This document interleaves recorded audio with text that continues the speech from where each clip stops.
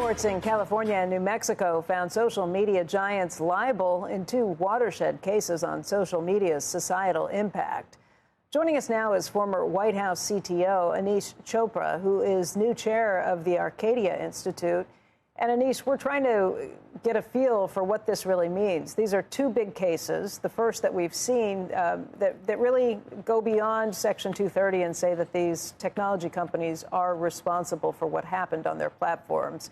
How do you see this playing out? What's the takeaway that you come to after this week? Well, years ago, Senator Ron Wyden, who was one of the principal authors of 230, noted if you don't use the shield, and remember 230 offered both liability protection, but encouraged the industry to use a shield to build better products, others will come after you. And he was right. We're now at a place where the industry is either going to get its act together, or we're going to have court cases in all 50 states working with individual juries and judges to figure out through injunctive relief what it means to build better products. And clearly that's not the most effective and efficient way. And it wasn't even the way that the senators called for in Section 230 back in the day. Let's go back to 230. And he's just to lay this out. 230 basically said, we will shield you from liability, but it's up to the industry to self-regulate and make sure they are policing this. You think you think we didn't get that part of the bargain? Well, we clearly didn't get that part of the bargain. And one of the questions, Becky, is industry self-regulation gets a bad word because it feels like, gosh, these people are not incentivized to work together. Someone has to convene. You know, in our era, we felt that the government could play a role as a convener. In parts of the Trump administration, they're acting as conveners, like in the health tech ecosystem, to get people to share data. So there is a proper role, potential role for government to be a convener. I think it's time for us to have that conversation. Can we build the shield, the trade for the shield, that is to say these protective measures, through convening stakeholders to get to a better answer? These features in these products are not working for our kids. Do you think that the industry is now properly motivated to come when called and try and handle this themselves rather than death by 1,000 cuts through the court? I don't know if these actions alone motivate. I certainly think it gives us a window of opportunity to revisiting better ways of dealing with this. If the injunctive relief request that Attorney General Torres said on your program earlier this week in May, if that hearing results in an action that requires design features for New Mexico residents, that might be another forcing function. And so I think we've got a window here, but it's not like a slam dunk that we're going to get to a better place. You did say that the Trump administration, the AI framework it put forth last week, you think is a good start. Why don't you talk a little bit about what you like there, where you think it could lead?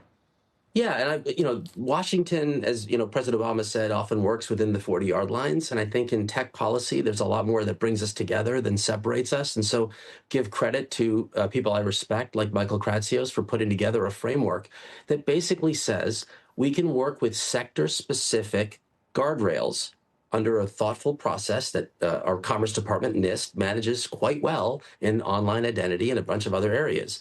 And to basically say, look, we want to create some kind of platform for innovation. We want to win the AI race, but we want to have someone convene in these guardrails. So they kind of set up a framework unlike what I've just described. I think you can see both sides of the aisle rally around the idea that this is moving so fast, we can't have government regulation or standards force an answer to these questions. We're going to get it wrong.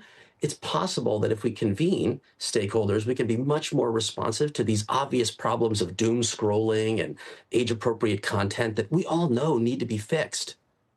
Let's talk about some of the specifics, because I think it's easy to talk on a high level and say, hey, we're going to get to a point of agreement. Very specifically, what are the worst things you think industry is doing right now, and what should they do to change?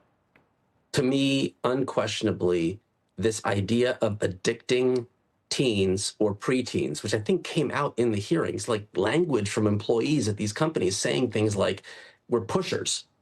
That clearly is a problem. And we have to have very strong industry efforts to make sure that there's age-appropriate content and features for kids under 13. We already have laws. The COPPA laws basically create a framework. We just need people to put specifics around how we can ensure that there's age verification, parental controls, and obviously a come back to this issue of what is the appropriate content to show age groups, that be done through a multi-stakeholder process. So we don't have the government picking what content you can or cannot share, or industry saying, well, trust us. So we need to have a convened third entity that can kind of set that specific guardrail.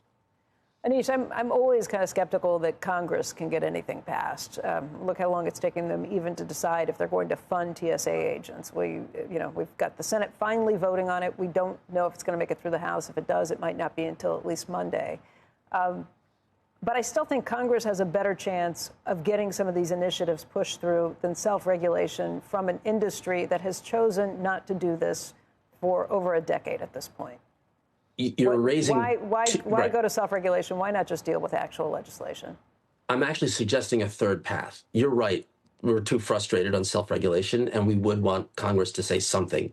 But my presumption would be, if there was an opportunity for conveners, someone trusted by both parties, to come together and say, like, we're going to work out these guardrails, go to NIST and get this to be codified, they can become enforceable codes of conduct under the FTC's existing statute. So we have laws on the books that we could use better to get to where we want to go. I mean, that makes sense. I would love to see that. I think it's a mess to see what's happening in the courts right now, but that has been the only lever to get any sort of accomplishment or try and push for any change. We still don't have laws protecting children from sexual predators online. That seems crazy. Maybe the Maha Moms movement might help add this component to what they want to see done to protect kids from this sort of behavior. There's an opportunity, okay? It's just a jump ball. Will someone take the ball and organize the convening? That's just a policy political judgment for someone to take. Governors, attorneys general, perhaps the president. It doesn't sound that radical, actually. The idea of trying to get everybody in a room to do this sounds like a good idea. I'm not sure why it's taking this long to accomplish that. Becky, we've done it before on both sides of the aisle. We did it in the Obama administration. The Trump administration is doing it right now to get electronic health information safely and securely available to consumers, for us, for you as a mom, as you share in your story with your kids. So this, to me, is possible. It's frustrating that we haven't done it yet. And my hope is perhaps someone might play that role of arbiter or convener to bring folks together.